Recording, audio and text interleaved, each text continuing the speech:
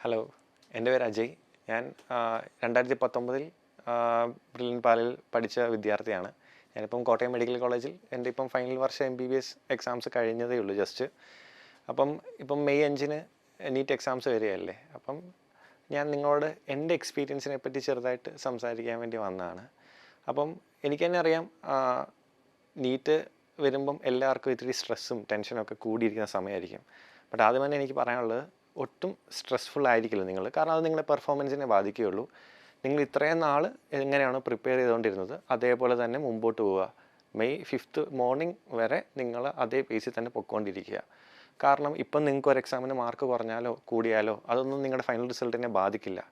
So എല്ലാ ദിവസവും നിങ്ങൾ ഒരേ പേസിൽ തന്നെ വർക്ക് ചെയ്തുകൊണ്ടിരിക്കുക. കാരണം ആ ഒരു ദിവസത്തിൽ നിങ്ങൾ എങ്ങനെ പെർഫോം ചെയ്യുന്നു അതിനെ ബേസ് ചെയ്തായിരിക്കും ഏതായാലും നിങ്ങളുടെ അഡ്മിഷനും നിങ്ങളുടെ റിസൾട്ടും എല്ലാം വരാൻ പോകുന്നത്.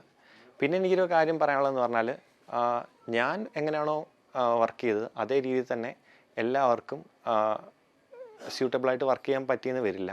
സോ നിങ്ങളെല്ലാവരും തന്നെ നിങ്ങൾക്കറിയാലോ ഏത് ബയോളജി, ഫിസിക്സ് ആൻഡ് കെമിസ്ട്രി ഉണ്ട്, 3 സബ്ജക്ട്സ് ഉണ്ട്. സോ ഏതാണ് നിങ്ങളുടെ വീക്ക് പോയിൻറ്റ്, ഏതാണ് നിങ്ങളുടെ സ്ട്രോങ് പോയിൻറ്റ്, അതൊക്കെ നിങ്ങൾ സ്വയം വിലയിരുത്തണം. സോ ഒരാൾക്ക് ചിലപ്പം അവർ ബയോളജിയിൽ ഭയങ്കര സ്ട്രോങ് ആയിരിക്കും, ഫിസിക്സ് വീക്ക് ആയിരിക്കും. പക്ഷേ വേറെ ചിലവർക്ക് ഫിസിക്സും കെമിസ്ട്രി ആയിരിക്കും അവർ ഏറ്റവും സ്ട്രോങ് സബ്ജക്ട്സ്. സോ നിങ്ങൾ തന്നെ സ്വയം നിങ്ങളെ വിലയിരുത്തണം. എന്നിട്ട് നിങ്ങൾക്ക് ഏതാണോ സ്ട്രോങ് ആയിട്ടുള്ള സബ്ജക്റ്റ് അതിൽ കൂടുതൽ മാർക്ക് സ്കോർ ചെയ്യാൻ നോക്കണം. ബട്ട് ഏറ്റവും കൂടുതൽ മാർക്ക് നീറ്റിന് ബയോളജിയിലാണ് നമ്മൾ സ്കോർ ചെയ്യേണ്ടത്. സോ ബയോളജി തന്നെ കൂടുതൽ സ്ട്രെസ് ചെയ്യണം. പിന്നെ കൂടുതലും NCERT തന്നെ ഫോളോ ചെയ്യുക. പുറത്തു നിന്നുള്ള അത് കഴിഞ്ഞ് നിങ്ങൾക്ക് ടൈം ഉണ്ടെങ്കിൽ ആ ടോപ്പിക്സിൽ സ്ട്രെസ് ചെയ്യുക.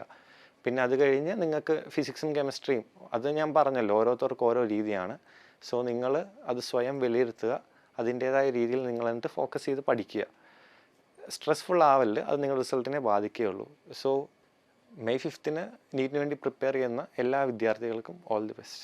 എൻട്രൻസ് സംബന്ധമായ വാർത്തകളും അപ്ഡേഷനുകളും ഏറ്റവും വേഗം ആധികാരികമായി അറിയാൻ ബ്രില്യൻ സ്റ്റഡി സെന്റർ പാല യൂട്യൂബ് ചാനൽ സബ്സ്ക്രൈബ് ചെയ്യുക. ബെൽ ഐക്കൺ അമർത്തുക. ഈ വീഡിയോ മറ്റു സുഹൃത്തുക്കളിലേക്കും ഷെയർ ചെയ്ത് നൽകുക.